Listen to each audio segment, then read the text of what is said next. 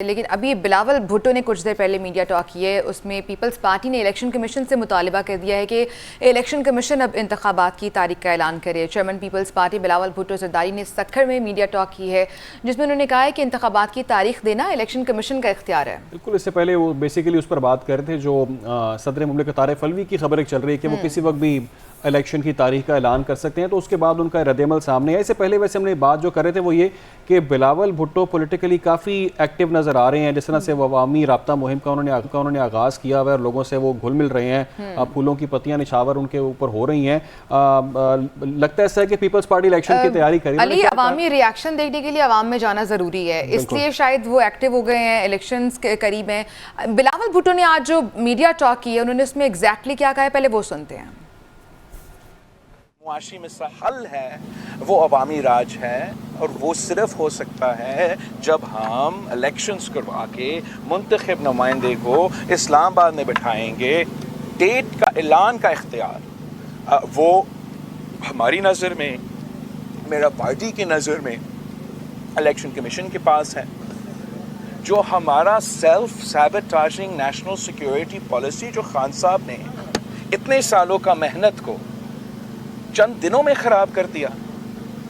جب افغان حکومت نیا بن رہا تھا تو اس وقت اس نے پاکستان کے بارڈرز نہ صرف ان شہریوں کے لیے چلے، اسالم والوں کو تو بنتا ہے، پوری دنیا میں ایسے ہوتا ہے، مگر وہ دہشت گرد جو ان کے جیلوں سے فرار ہو کے یہاں آئے ان کو آباد کرنے کا پلان بنایا تھا۔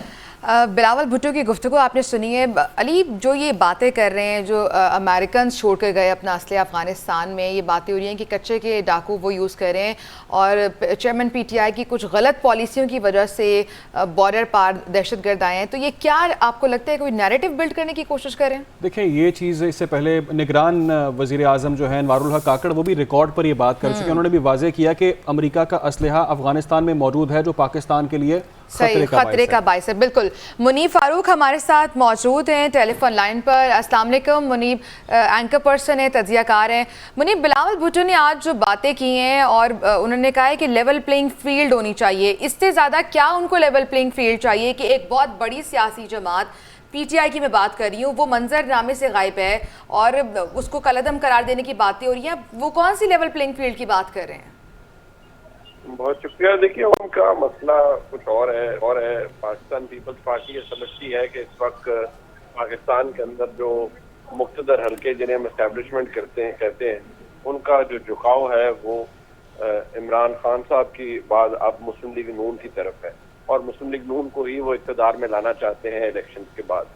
اس کے ساتھ ہمارے ملک کی ایک بدقسمت تاریخ جڑی ہے اور اسٹیبلشمنٹ کا کردار کیا رہا ہے ہمارے ملک کے اندر وہ جڑا ہوا ہے۔ یقینی طور پر یہ کچھ ایسی باتیں ہیں جن کو ہم انڈینائبل فیکٹس کہتے ہیں، لہٰذا پاکستان پیپلز پارٹی کو اب یہ نظر آ رہا ہے کہ جو اس وقت صورتحال ہے اس میں بعض نظر میں پاکستان پیپلز پارٹی کے لیے اسپیس کم ہے اور مسلم لیگ نون کے لیے اسپیس زیادہ ہے، جبکہ مسلم لیگ نون یہ سمجھتی ہے کہ جتنی قیمت انہوں نے ادا کی ہے اب ان کا رائٹ بنتا ہے کہ وہ اقتدار کے اندر آئیں۔ لیکن یہاں جو کنسرننگ بات ہے میرے لیے وہ یہ ہے کہ سارے چکر میں کیا عوام کو ان کی رائے کا اظہار کرنے کی مکمل آزادی ہوگی؟ کیا ان کا ووٹ میٹر کرے گا؟ پاکستان تحریک انصاف نے جو خود اپنے ساتھ کیا اور عمران خان صاحب نے جو خود اپنے ساتھ کیا، اپنے ووٹر کو خود مشکل میں ڈالا ہے۔ لہٰذا میں سمجھتا ہوں کہ اس وقت صورتحال کم از کم اس وقت تک تو ایسی ہے کہ پاکستان اچھا منیب، پیپلز پارٹی کے چیئرمین عوام میں جا رہے ہیں، جلسے کر رہے ہیں، جگہ جگہ ان کے استقبال ہو رہے ہیں، لیکن نون لیگ بالکل منظر نامے سے غائب ہے۔ الیکشن کی بات جب آتی ہے تو دونوں میں تضاد نظر آتا ہے، لیکن جب بات آتی ہے الیکشن کی تاریخ کی تو دونوں ایک پیج پر ہوتی ہیں جماعتیں کہ بھائی صدر تاریخ نہیں دے سکتے۔ کیا یہ ڈبل سٹینڈرڈز ہیں اور اندر کھاتے چل کیا رہا ہے؟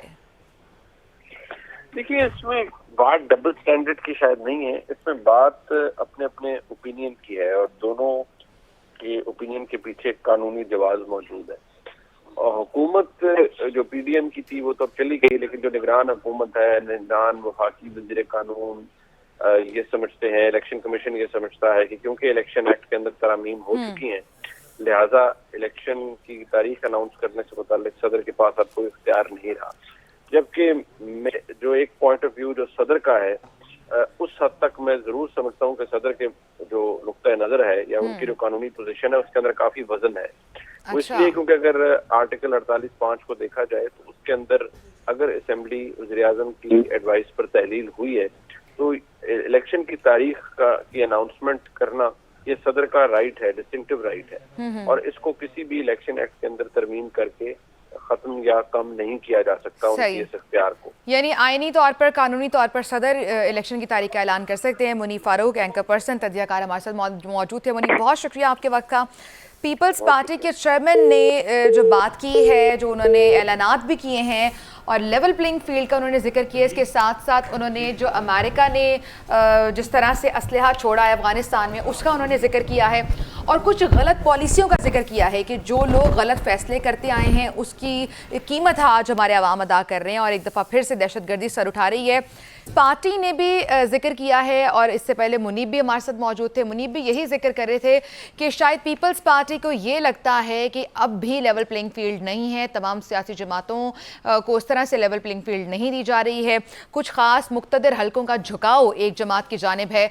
और अगर हम कुछ हक़ाइक़ की बात करें, ज़मीनी हक़ाइक़ जो बताते हैं कि पीपल्स पार्टी मुतहरिक नज़र आ रही है इलेक्शन के हवाले से, लेकिन नून लीग की क़यादत मंजर से गायब है और ना ही किसी किस्म की कोई उनकी इलेक्शन कैंपेन चल रही हैं, कोई नैरेटिव बिल्डिंग सामने आई है अभी तक। नून लीग बिल्कुल मंजरनामे से गायब है।